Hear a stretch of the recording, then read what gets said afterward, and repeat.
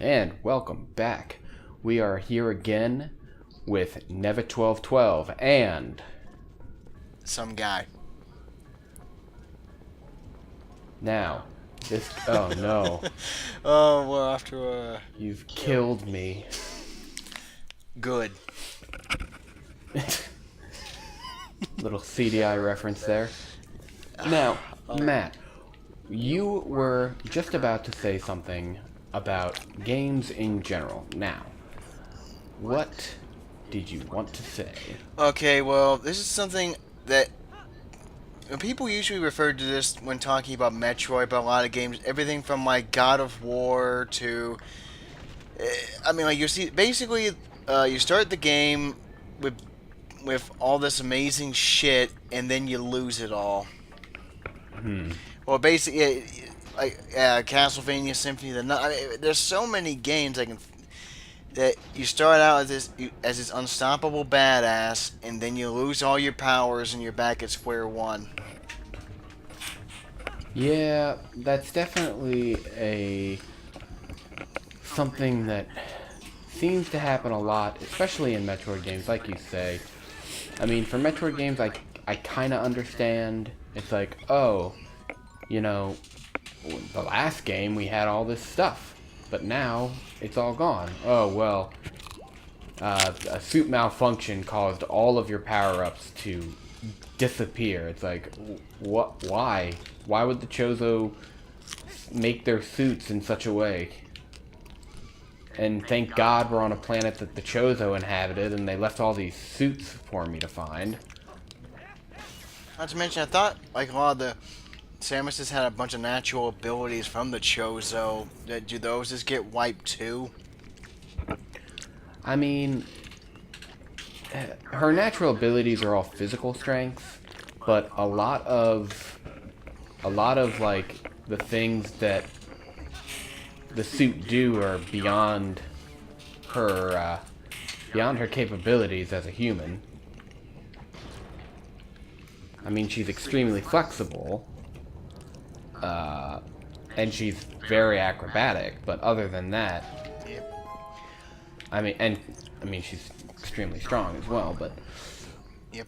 I do think it's a little bit odd. I think in the first three Metroid games, sorry about that loud noise. It's my cat.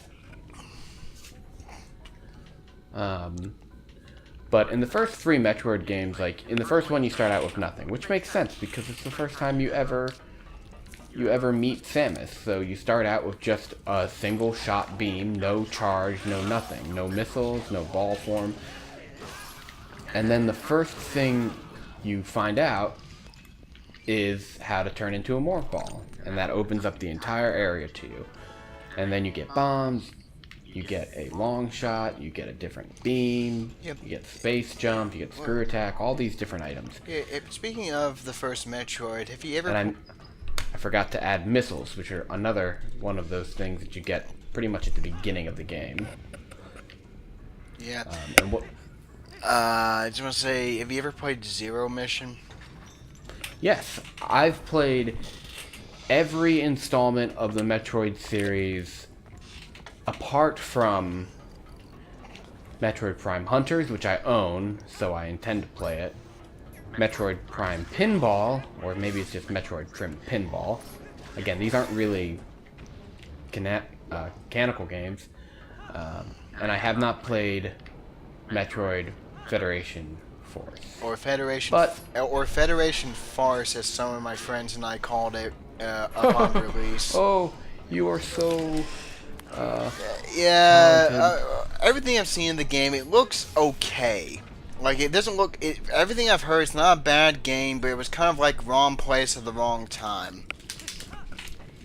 Yeah, I mean, people know what they wanted. They wanted a new installment. They wanted something to return to the formula that we were familiar with, either with the original Metroid or with Metroid Prime. They were unhappy with the direction that it had taken with Metroid Other M. Yeah, and what didn't help the situation was that prior to the announcement of Federation Force, Nintendo had canned this fan-made remake of Metroid 2 called Another Metroid 2 Remake, which was basically Damn it. Metroid 2 with redone in a Super Metroid-like engine, and everything I've heard of it, like basically, well, it was canned officially. Well, I mean, it was finished, it was released online, but it was officially taken down by its creator. But you know how the internet works. Like once something's there, it's there It's forever. there. You know, it's basically in circulation now, and this Nintendo is never going to be able to fully stop that.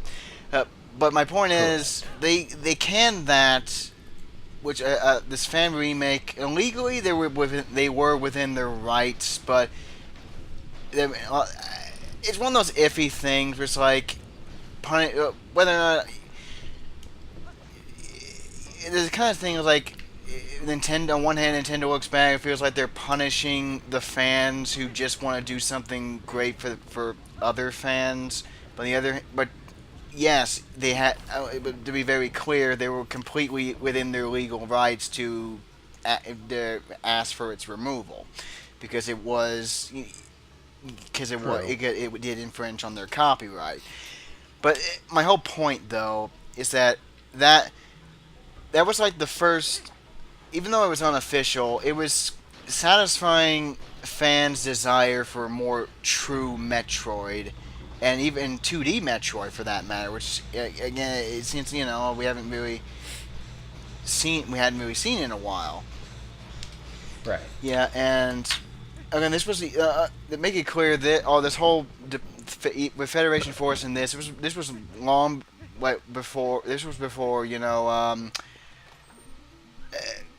The like Return of Samus. yeah yeah Nintendo's official remake or the announcement of Metroid Prime 4.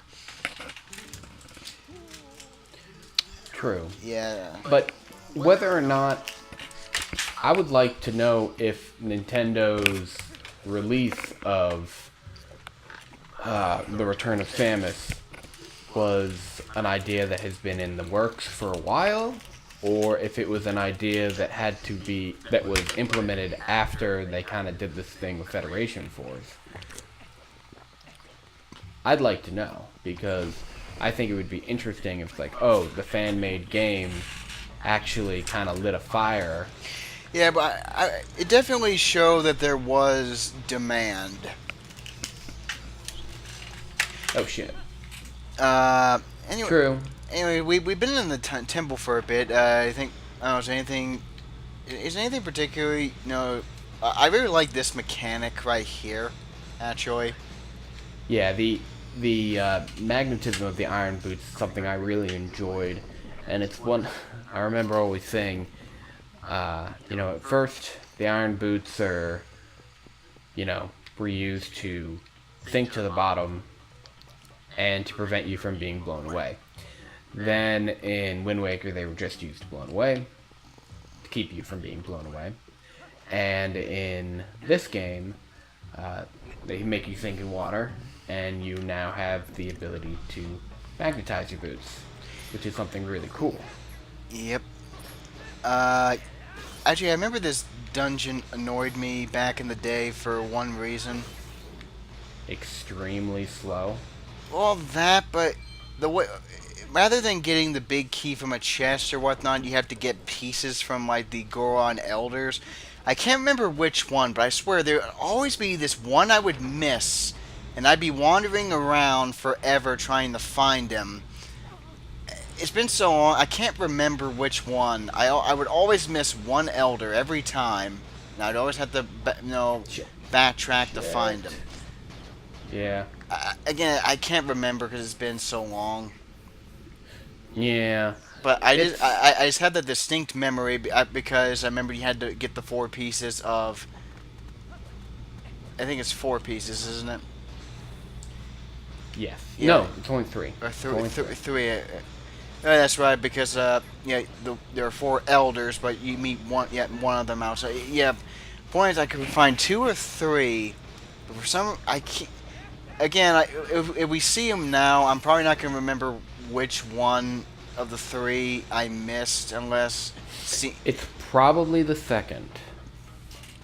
I can say that with almost certainty. Well, has The this happened to you, by any chance? No, well, maybe once or twice. It's not something that like continues to happen, like how the water temple continues to make me forget about that one or two keys. But now that I know about them, I don't really forget about those keys in the water temple. And of course, I'm talking about the Ocarina of Time water temple. But the only reason I say it's probably the second one is because the second, if I'm not mistaken, you have to kind of like move a statue, an Igor statue, and to do that, it's kind of like out of the way. I usually when I do this, there's a little glitch that you can use in this game. Not in this version. It's only actually in the Wii version that if you pause when you're being pulled onto a magnetic surface and remove the iron boots from your inventory, you can actually walk on the ceiling as if you're in the iron boots, but without wearing the iron boots. So you move a lot faster. But it does not work in the Wii U version, and it doesn't work in the GameCube version. Only in the Wii version for some strange reason. It's kind of interesting, speaking of Zelda glitches, I remember when Ocarina of Time 3D was made, they purposefully left, I think, almost nearly all the glitches from that in there because, you know, they kind of became sort of iconic. Yeah, they were top. I remember them saying something about that, being like, oh, we want people to remember the game as it was on the N64. Part of me thinks that might be a little bit of BS, and they just didn't want to fix some of these glitches because it would have been more time. But I'd like to give them the benefit of the doubt and say, sure. They did it because, you know, it's nice to be reminded about, you know, the nostalgia of I think the one that they kept in that I remember is in that one temple where you shoot the hook shot at this statue where basically the statue has breasts, and if you shoot where the nipples would be, that it doesn't have nipples. If you shoot where they would be, you can actually latch onto them. well, that's something. Wait. Yeah. You know, I'm kind of realizing that, like, everything here is made of metal, and these giant magnets have no effect on them.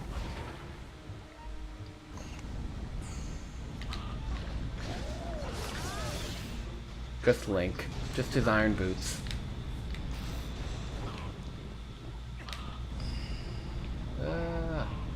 Sometimes I really like the camera, but other times it's like, Yeah. I feel like I'm moving the camera too much. Yeah.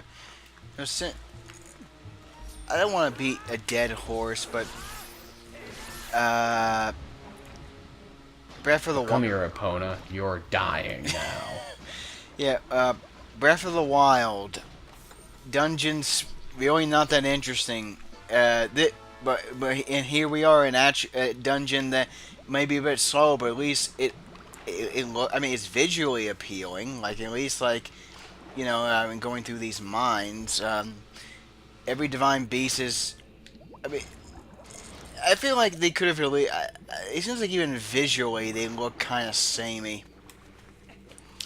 Yeah, the overall aesthetic of the divine beast and the shrine kind of all feel the same, and I mean it makes sense. They're all made by the ancient Sheikah, so they all should look the same, but it doesn't. Well, It doesn't okay. excuse them. All right. Well, for the shrines, being so similar. The shrines I can forgive for looking kind of samey, as they're just meant to be sort of bite-sized dungeons anyway. I figure the main I kind of wonder if perhaps somehow they could have incorporated at least one dungeon, not counting Hyrule Castle, that could have been something other than a divine beast. Like they could have made up some narrative reason to go to this one temple. Actually, I kind of want. Actually, what if like getting the Master Sword could have been a temple in itself? I mean, the idea of like temples in that game kind of screw themselves over because it's like, well, you want the game to be open world, okay, great. So, what about temples? Well, we're gonna add them, but they're kind of like just an obstacle that you go through, and then once you do it, you're done. The temples are gone, which kind of makes sense because it's like you don't want to have this a big portion of the game kind of like locked away as a temple. That's why, you know, you go into them and then once they're done, they get like locked out. You don't have the option to go back into them. Yeah, I'm trying to think like what's the there's got to be some kind of compromise here. Oh, there is. You know, I'm trying to mean, think. I love the open world gameplay, but I miss the handcrafted dungeons. No, I kind of figure somehow there's got to be something where I feel like it's not impossible to have both. No, it's not. I mean, but take a for instance of this mine area. You could definitely make this a section or a similar thing like it, a section of a game like Breath of the Wild, and just have it completely dug out into like maybe not the completely underground. So at any point it doesn't interrupt the map, but it also is a large area. You know what I'm saying? Yep. Because it's like this area is, you know, would have a big footprint in a game like Breath of the Wild because, you know, you enter in through the mountain and then you kind of go through it and now I'm back outside again. So it's like, you know, it would be something crazy. But I know that I'm confident that a Zelda game that is as open and expansive as Breath of the Wild could also have 8 dungeons that are fun and interesting. You see, I think I'm wrong because this is the second guy, and he's like, if you don't get this guy, then there's something wrong with your brain because he's just standing there. Yeah. 2 of them are right in the path. There's one I remember was hidden or something. Like he's not immediately obvious. It is the last one, and I'm thinking about it now. It's pretty much right after this next boss we're going to be fighting, or this mini boss we're fighting. In a little bit, not just now, but Yeah, I just specifically remember there was one I would always miss, and I would go around forever until I finally found him. yeah. I mean, I'll give you this. It's not. I do not blame you because it's not in an area where you automatically look. It's just kind of out and about.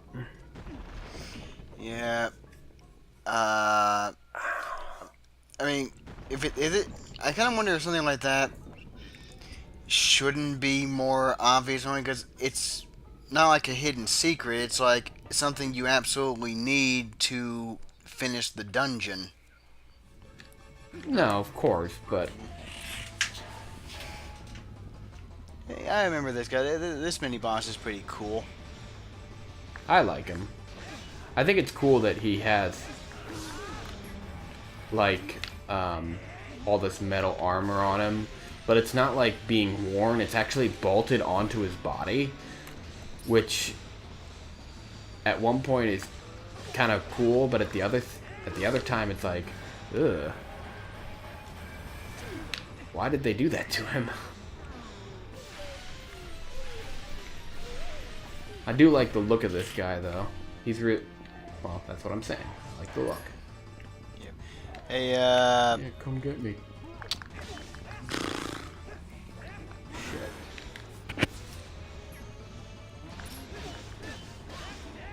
Hey, what? You see Brad Jones, or his Brad tries for Szechuan sauce? Oh, yes, I did. Have Brad Jones, the cinema snob. Yeah, have you been hearing about all the shit that happened from I that? heard all about it. Oh. I heard it from the video.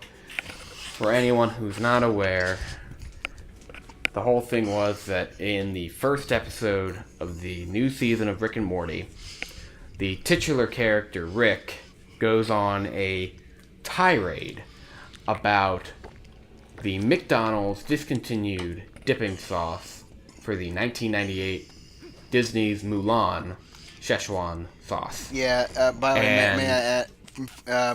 You may add anything you'd like. Yeah, yet another movie that's gonna be butchered by an unnecessary live-action remake, but go on. We'll wait until it actually comes to pass before we pass judgment on it. I've seen Beauty and the Beast, and let me tell you, waste of time. Well, it's funny because I've heard just the opposite from another friend of mine who thought it was not a waste of time. Okay, I'll let you finish your thought, but then I will give you my 2 cents. So, anyway, Rick and Morty, Szechuan sauce. Fans of the show went mad. They're like, oh my goodness, I want Szechuan sauce. They get all of their Twitterness, and they go on Twitter and they say, hey, McDonald's, re-release Szechuan sauce. Do it. You gotta do it, man. We need that sauce. It's like our lifeblood.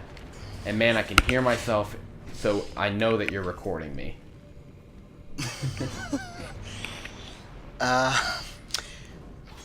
Yeah, like no, it's actually a problem because it's gonna mean I'm echoey again. Well, I don't know what I'm supposed to. Well, maybe I can try turning down my volume. Well, aren't you wearing headphones? Yeah, which is why I don't know. Maybe. I don't know. It's weird. It doesn't really matter. But anyway, so McDonald's says, "Hey, we're gonna make your dreams come true, Rick and Morty fans. We're gonna release Szechuan sauce in a limited edition for one day." Yeah. And they completely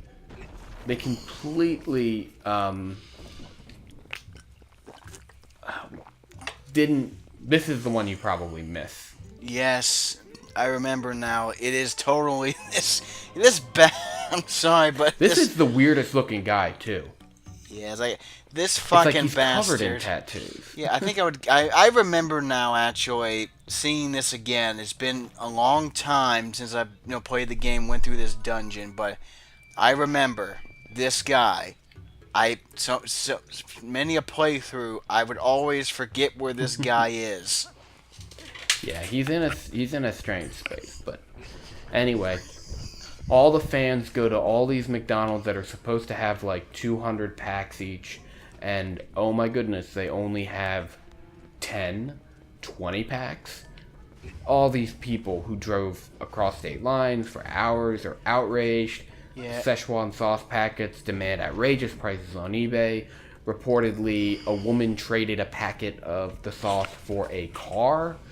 I don't know how to, it doesn't make sense, but it's been reported all over the place. So if you do that, you're just fucking stupid. Yeah, because, they've already said that they're going to re-release it during, Christmas time. Yeah, but not to mention, speaking of, since there is going to be a new, live-action Mulan, again, derogatory comments about my opinions of their live-action remakes aside, I think that wouldn't that have been a perfect time to re-release it since it was originally a tie-in to Mulan to begin with. You'd think. You would think. But, you know, they wanted to capitalize on Rick and Morty. They didn't really want to capitalize on Mulan. Well, I know that, but they could have said, And like, hey, the Disney's got this new Mulan coming up, so, hey, maybe, you know, just sell. Well, you know, that would be. I'm saying, I think that would just make too much sense.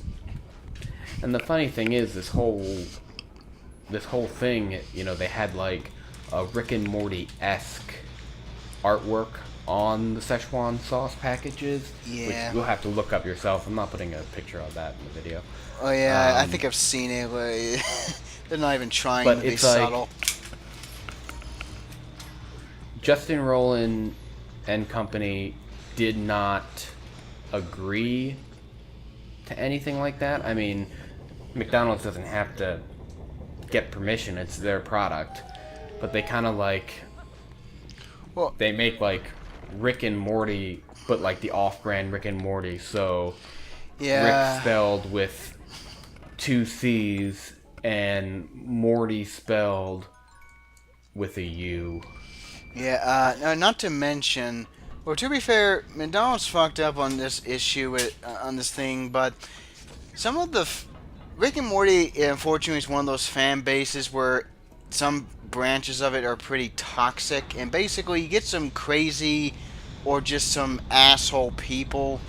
Like, so basically, so many fans were basically causing scenes, enough scenes at these places where.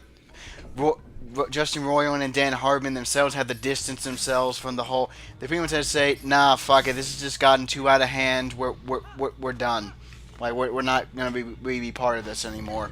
No, I mean, you're talking about these, you know, these adults, because, you know, these are adults going into these stores and making a big fuss about not being able to get a dipping sauce. A dipping sauce, course, which Brad Jones, again, he had a point in the video, a sauce that's pretty, you can go almost any store and get. Yeah, I mean, you go to the international food aisle, right next to where they keep bags of fortune cookies, and you're going to find a bottle of Szechuan sauce. Yeah, and by the way, it's not in a plastic container from McDonald's, but it's still the same thing. Yeah, actually, get this though. You can add people if you even want to don't even want to do that. I know of 2 sources that can tell you how to make your own. It was after the initial Rick and Morty. Like this YouTube user called Binging with Babbage. He's basically does like a cooking show where he makes food based. Essentially like okay, he did one video that basically he had never had the Szechuan sauce before, but he basically was like, he did 3 things that was like, okay, I'm going to try to basically do guesswork here. He did like one that was just sort of like an actual Szechuan sauce recipe. The other one was from a Reddit user that claimed that he recreated the flavor of the sauce. And the third one was actually part of this urban myth, where the Szechuan sauce was just part, I think, sweet and sour and tangy barbecue, like a mixture of 2 existing. Like McDonald's literally just took 2 of their sauces and blended them together. Yeah, that. Yeah, Brad Jones in his video said that is not the case. Yeah, like I said, it was just one of those urban myths.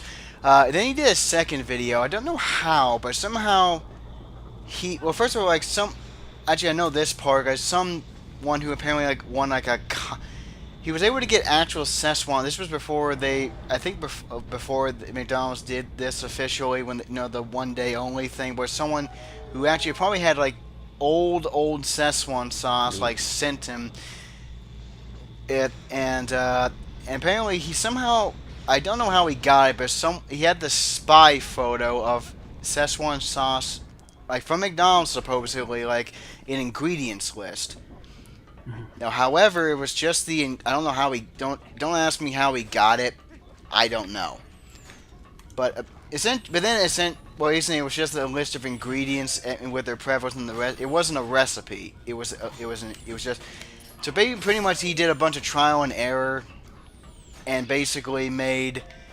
Then pretty much he then found a recipe and that he believed worked and did a blind taste test with a guy and pretty much like he did, tasting both the actual sauce and essentially so people, if you want to know how to make this shit yourself, look up binging with Babish. I mean, so you can just make it yourself if you want it that damn badly. Yeah, well, I remember when I first did this, I expected there to be guys behind this door. And I was right. Yep. Yeah, now we have the hero's bow. Probably talked over the whole thing. We talked over the entire temple. We're at the end right now. I think this is kind of a testament to how slow this dungeon is. The dungeon's not that slow. That's the thing. I always thought this dungeon was pretty fast and pretty straightforward. There's just some slow parts in it. Especially like pulling back the door and walking on magnetized rock. It is not fun. But, well, those particular parts are not fun. I think the dungeon overall is fun. But here we have this boss here. a black man.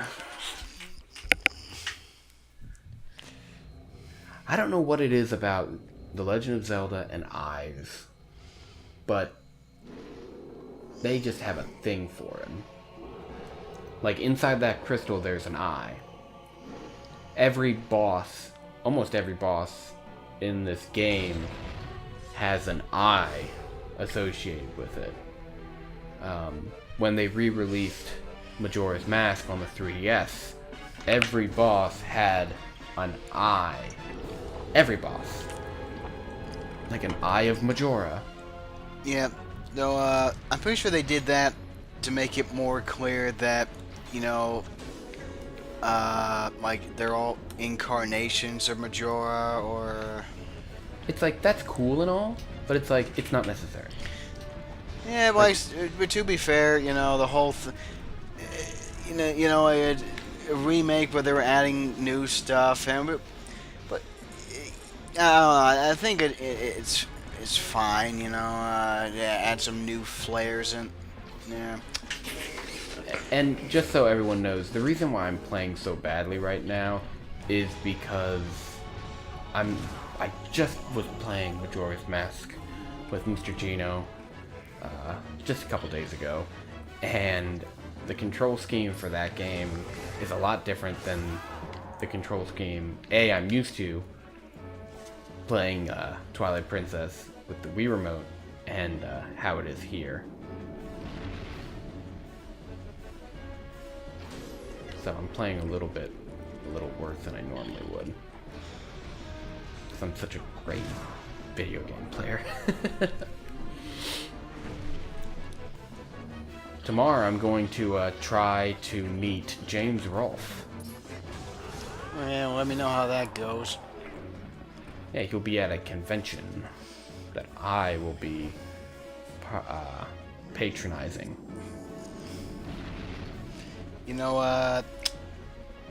Maybe you'll get lucky and you'll meet your favorite person there. I don't know who you're talking about.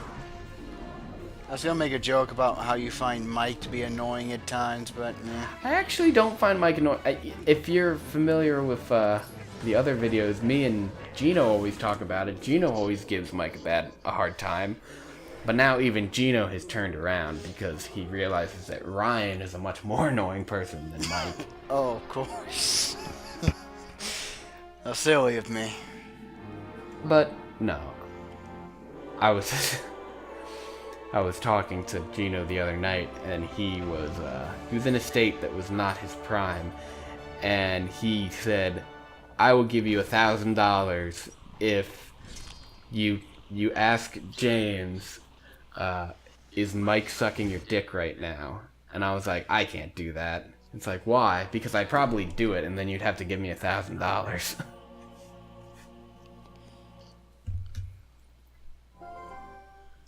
A common thing I see in this game, What's that? a lot of possessions in terms of with the mini bosses, and like for example, the Forest Temple had the monkey being possessed by a thing. This boss here, um, later on when we get the Snow Peak, the boss there ends up being a possession.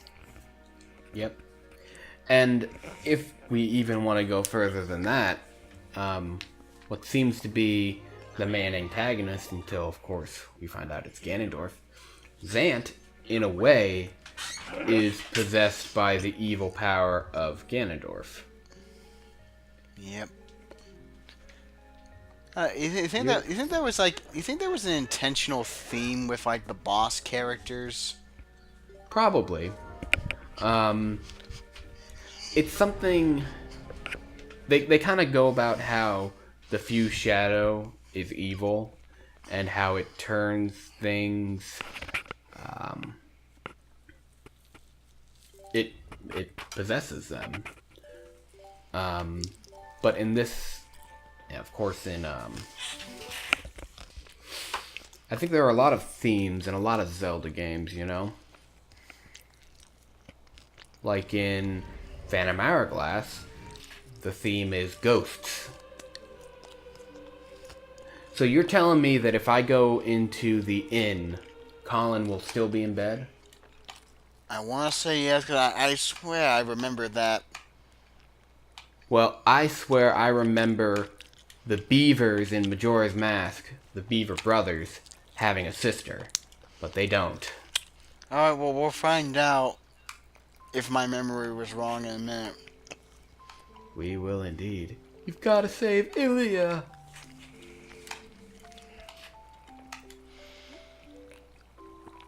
Oh my goodness. I will save Ilya, little Colin.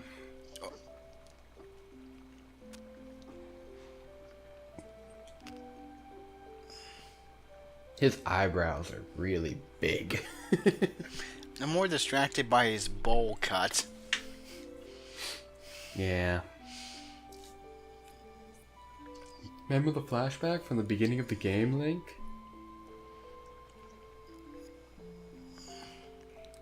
I'm distracted by the fact that he has 3 teeth. One really big one in the center and then 2 small ones on the sides.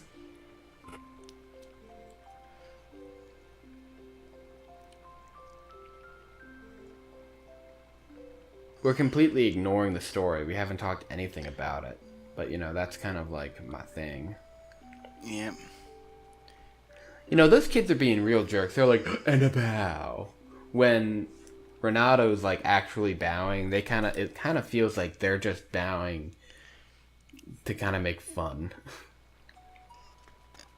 Yeah, sure, up and go to the end so I could see if my thing was right. I'm gonna call Epona first. Come on, Epona. Man, if only I had a device that could always call Epona. A sort of horse call, if you will. Man, I'm sure there'd never be a point in the game where I wouldn't find that useful.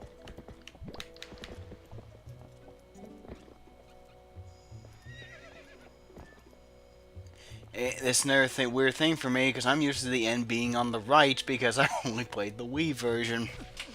No, I am too, but actually, this is something that wouldn't throw me normally because I don't normally go back in the inn. Alright.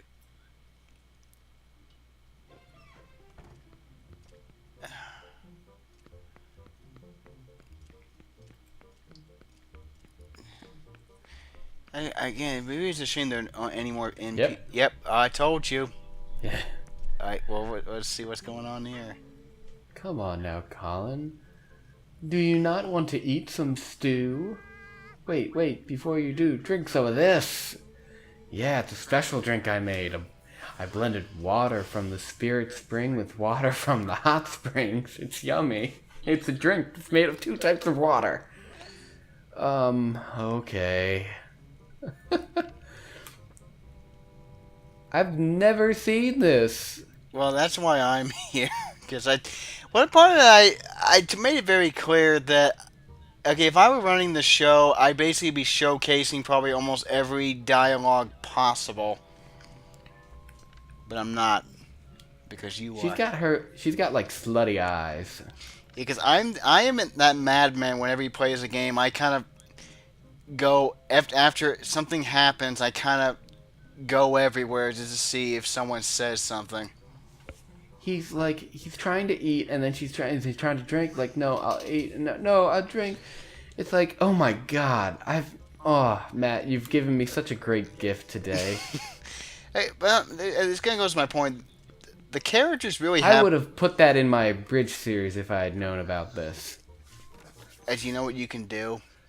I'm not making Twilight Princess abridged HD. No. Make a short out of it. I definitely could make a short, but it's been forever and a half since I've made one of those. Look, come on. And saying the whole point of the shorts, like you could just do. There's just little things you can do. Oh wait, I almost forgot the bombs. Yeah. I want to say this is probably the earliest in a Zelda game. Actually, not. I'm sorry to cut you off, but also you forgot to get the shield too, because you have 200 rupees. Oh my goodness, I'm forgetting all sorts of things. Because I was You know why? You know why? Because that stupid scene threw me through a loop. It threw me. Yeah, I'm actually amazed you got through the temple without burning your shield. But I say that, but I never go to that temple without getting the Hylian shield. So It's not that hard. Damn it. Now I don't have 200 rupees.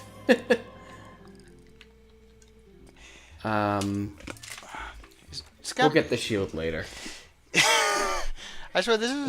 We will buy it at a premium in Hyrule Castle because you can do that. In Hyrule Castle Town. You ever done that, Matt? No, I haven't. Just like I've never bought the shield in Ocarina of Time because you can literally get it for free in the graveyard. Well, of course, everyone knows that. Yeah, it's like, well, not to mention the guard who's in front of Death Mountain actually tells you to go there and says, oh, he'll even... Does the shopkeeper actually give you a discount? Because he says if you go there after... Like, the guard tells you if he goes there, you'll get a discount because he knows the shopkeeper. I think it is, like, a discount. Yeah, but naturally, oh... No, the postman! You know, I brought back the fear of the postman in the new episode of Phantom Hourglass Abridged. And I kind of knew it while I was making it, but the postman was never a fear of Link's in Phantom Hourglass. Yeah. I'm sorry. I need to get... How the hell? Yeah. I don't know how you... Oh, there we go. No. I'm sorry, guys. I'm just...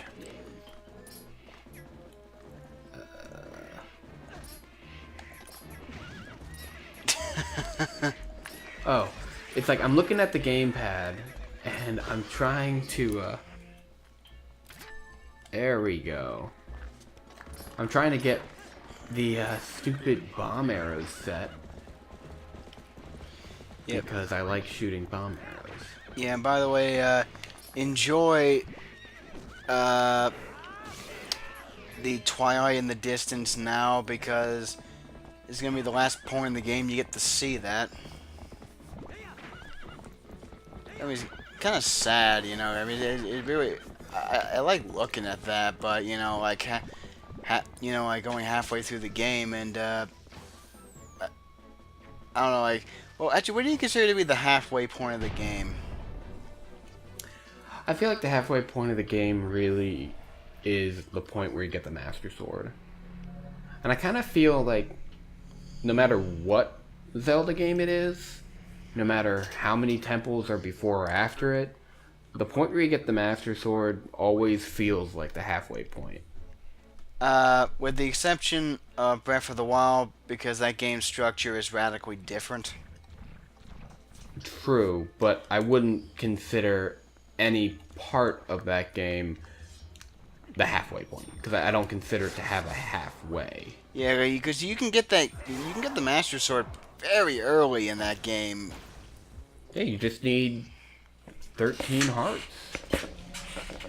And you can get 13 hearts relatively quickly. Yep. I mean, that's just 40 shrines. Or 4 divine beasts and 36 shrines? Yeah. No. Less than that. Yeah, I would personally not. I would definitely get it before tackling the Divine Beast because well, one of the reasons for having the Master Sword is that it's like the best weapon to use against, the bosses there. Yeah, they do help against the bosses, and they're also really great against guardians too. Yeah, so it's really.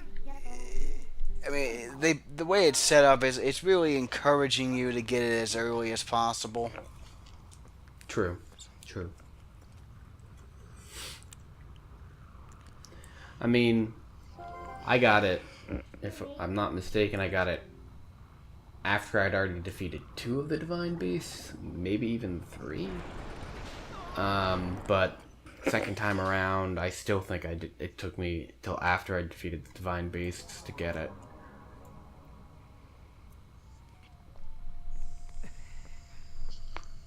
It's been a while since I've played Breath of the Wild, and it's one of those games that you kind of want to go back to.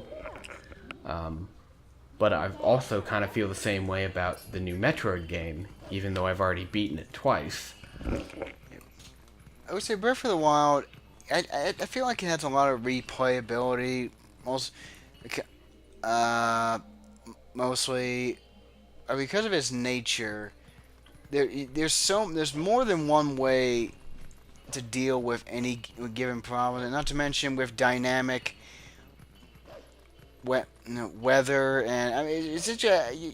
I feel like the only part of that game that's really this roughly the same every time is the start, but after that point,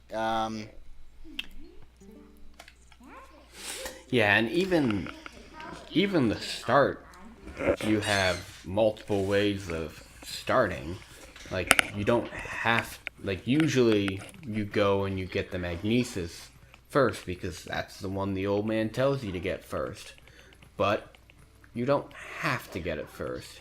You can get the bomb first. You can get cryosis first. You can get stasis first. You don't have to get any one of those first. You choose what to get. yep, and also for the there's actually more than one way to get the warm doublet. Yeah, you can either, or you don't even have to get the warm doublet either. That's the thing. It's like you can just climb up the mountain, get your cryosis, and then climb down with hot peppers. Yep. Like, I was playing the game with my nephew, and he's a young kid. I think he's younger than, no, he's not younger than I was when I played Ocarina of Time. Maybe slightly younger. But, anyway, he really enjoys the game. But he doesn't understand some of the, certain mechanics of it. Like, I try to tell him about, the best way to cook foods. And he's like, oh, yeah. It's like, I like cooking dubious food. It's really good. And I'm like, no, that's like the worst.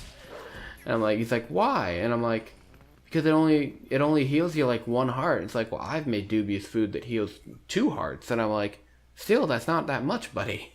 And he's like, oh, I'll keep making it because it's all I have. It's like, no, just don't add monster parts to your food parts. And he's like, I don't get it. I'm like, because whenever you add a monster part, it makes dubious food. Yeah, I definitely learned that. When I was still learning the cooking system, I definitely learned that the hard. I kept thinking. So I had to learn through trial and error that Monster parts can only be really used by themselves to make potions. You cannot actually make food with them. Now, I'm not sure if that's 100% true, because there might be certain combinations where you can still make food with a monster part or a bug. I'm not 100% sure, but usually bugs and monster parts are for elixirs.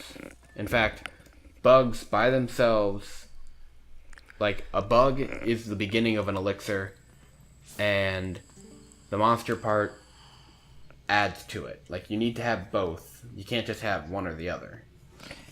And now we have the star of Twilight, the one of the co-stars of Twilight Princess. They're lefty and righty. Wait a minute. You're talking about boobs. Yeah, that's like the one thing everyone remembers about Talma, that they had to know what they were doing. They made her stacked on purpose. Well, I know they did because there's a scene. There's a point where Link definitely stares at her chest. Yeah, like it's one of those things. Like they knew what they were doing. Of course they did. To be Talma's not. She's not ugly, but she's not exactly pretty either. But she definitely is well endowed. She's got a pair of knockers on her. Yep. And you know, for Matt, that's all that matters. Well, you know, hey, ladies, he's single. You know, I am, and I'm a very lonely bastard. So. Oh my God, my friends got to stop talking about how lonely they are. You and the other one. Ugh.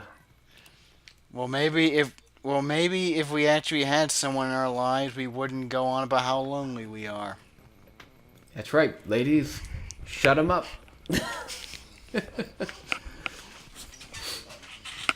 Well, I think that it is quite the thing to have a Zelda character with giant knockers.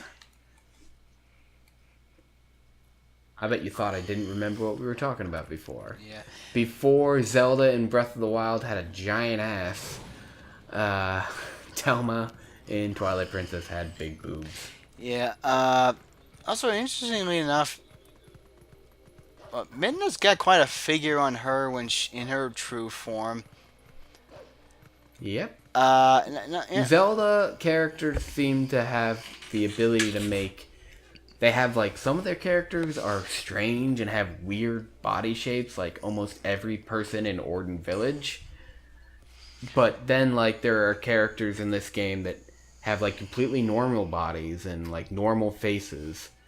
But did you notice that, like, a lot of the men and women, apart from Russell and his wife, have just odd features? Yeah, because Russell and his wife... they're definitely the most normal looking. Like they actually look like, yeah, I can imagine real people looking like them. Like they look like people I could see in real life. But then you have like Mallow's mom and dad. I think with Mallow, well, at least Mallow's mom, like she's just overweight, and I don't know if her shape is exactly that bizarre. I'm more talking about their face. But, God, I sound terrible. But yeah. It's just interesting. Well, to finish my thought on Midna, it is, you know, like, again, she pretty much, she's rocking a supermodel body, and she actually, for a Zelda character, she shows a lot of skin. Yeah, because we're not really sure where the skin starts and the clothes end. Yeah, I want to say, I think there's a lot. Well, first of all, there's the joke that Midna right now is naked, but I mean, everyone's made that joke. Hey, Link's naked too. Yep. But the whole, again, like the way I see it, I think she is showing a lot of skin. You know. In her true form or in this form? Oh, in true form, I mean. She definitely does. Yeah, I almost wonder if that design's modest by the time Hyrule Warriors became, because I remember all the before it came out, people were shocked at Sia, because she was like, a character in a Zelda game that basically it was, as you know, it was developed by Team Ninja, who makes Dead or Alive. Basically, they're notorious for making very sexualized female characters with big puppies. Yeah. I call them Lobos. Yeah, but essentially people were decrying, oh, Sia, she doesn't belong in a Zelda game. She, she's just like like a stereotypical Team Ninja character that's been inserted. Well, I mean, what can they expect? Oh my God, the game, the team that's making this game, who's notorious for making big-breasted women, has made a game where there are big-breasted women. Yeah, and to be honest, I never really cared. That I don't. Oh, why would you? But I don't know. Did you really think that was that big a deal that we had a Zelda character that was? I didn't care. Well, you want to be techno? I think we just talked about Midna. Well, she's kind of. I think she's probably up until that point. Midna was probably the most arguably. I mean, in her true form, the most sexualized. I'm sorry, Zelda but character. The King of Red Lions is pretty sexy. It seems like there were two. No, but you're right. It's not. It's a little bit unfair that you can say, oh, we have to. This game is different, so we'll have to say, oh, there's sexualization of characters in Zelda. That's something that's weird. It's never happened before. It's like, it kind of already has happened. Yeah, we're talking just about this game again. We have Talma has big boobs. Midna has like a supermodel body, and she's showing a lot of skin in her true form. Mm-hmm. The thing about Midna, though, I say super. Let's just say if we compared her to say Sia, yeah, Midna's true form, she has. You could argue she has like her proportions are more reasonable, like they're not overly exaggerated like Sia. Like just by comparison. But the whole point though is that Sia was not the first character in a Zelda game you could argue had some sort of sexualization. No. And if we want to talk about non-canonical, is that the word? I don't know. Yeah. Games that are non-canon and have sexy women in them. We can't forget about Tingle's Rosy Rupee Land, that had the character Pinkle, which was basically a female Tingle character who dressed in pink, had big boobs, and I'm pretty sure was like the wet dream of Tingle. Yeah, well, I think this is kind of relevant since Hyrule Warriors, as much as I love it, it is non-canon. So I mean, right. Of course. I mean, basically. Another non-canon Zelda game that has big-breasted women. Oh wait, never mind. I don't know why, but I was thinking of the CDI Zelda games and Impa, and for whatever reason I had the thought of Impa from Oracle of Ages and Seasons, and she had a big gazoombas in that one. Yeah. But the Impa in the CDI games was an old bag. Yeah, but she was clearly more modeled off Impa from the first two. Yeah, because the other game wasn't out yet. Yeah, again, like, even though, like, you could say, oh, Impa was overweight, no, the way she was drawn, like, emphasis was put on her breasts. But in Oracle of Ages and Seasons, Impa was overweight. Yeah. I don't know, I still feel like, again, they made, I don't know, like... But again, that was Capcom. That wasn't even Nintendo fully. That was Capcom. Yeah. There's still... Our original point still stands, as Sia was by no means the first character in canon or otherwise, she was not the first character in a Zelda game to have any kind of sexualization. No. And I think anyone who thought that is just trying to find a reason to not find a reason to hate on the game. Yeah, and That's the only reason. I'll say right now, as much as I love like the Dynasty Warriors gameplay, it's not for everyone because it's pretty mindless and it can get It's a game that you don't want to play for hours and hours because you will get. At first, it's fun as hell because the gameplay is about power fantasy. It's about making you feel like an unstoppable badass. But but you find those games are not, with the exception of of sub bosses and boss characters. The game, basically the AI in those games is not very good when it comes to the regular enemies. Like you're overpowered and the enemies are stupid, so you can cut down thousands of them and you're never gonna have a. But that's the whole point. The whole point of those games is to make you feel like you're unstoppable.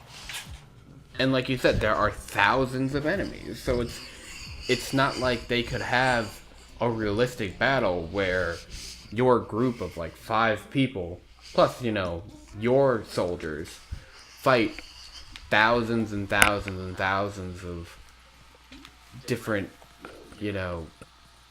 enemies. It just doesn't make sense. Yeah. I definitely feel like Zelda was a good choice for that kind of game. If only, well, because Zelda, there have been some Zeldas that have tried to put more emphasis on combat than others, and I kind of feel that's just kind of it's kind of interesting to see a Zelda game adopt the sort of Warriors framework. As I said, I definitely understand why some people wouldn't like it because it's not for everyone. And there are probably some people that think whether it's spin-off or not, it had no place in a Zelda game. But I personally, find Hyrule Warriors to be very enjoyable. I found it really fun. I mean, you pick it up, you play it, you kind of play through the entire game, and then it's something you never really pick up again. Yeah, that's kind of how I feel about it. I mean, maybe I'll go back and play it again, but as far as I can tell, I'm probably not gonna I want to play that game. Yeah. I've had more want to go back and play Link's Crossroad Training than play Hyrule Warriors. Yeah, not to also. I'll say right now, the story isn't terrible, but it definitely feels like a Zelda fanfic. Yes. If anyone ever wanted to make their fanfics into a game, all you have to do is join Team Ninja. Yeah, but think about it. It's like make another Hyrule Warriors. Essentially, there's kind of just think about it. Like we have, it's a time travel / interdimensional crossover with like Ocarina of Time, Twilight Princess, Skyward Sword, and others depending on DLC packs. And hell, in the 3DS version, they actually incorporated a Wind Waker edition to the campaign. Yeah. Well, Matt, let's cut it here. We're gonna hear what Rutella has to say because it's a Zora, so it has to have a Ruta in the name. Yeah. Also, a very sad thing about first of all, damn, we get sidetracked a lot. We don't talk about the game, but yeah, definitely one of the sadder bits about I forget the prince's name. Rails. Yeah, Rails and his mom. Rails. Yeah, Rails. Yeah, but yeah, that's definitely one of the more sad bits of the game. His mom gets killed and he nearly dies trying to escape. Yeah.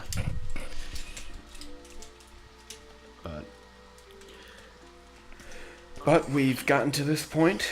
We've been playing for a while, and next time we will make our way to the temple.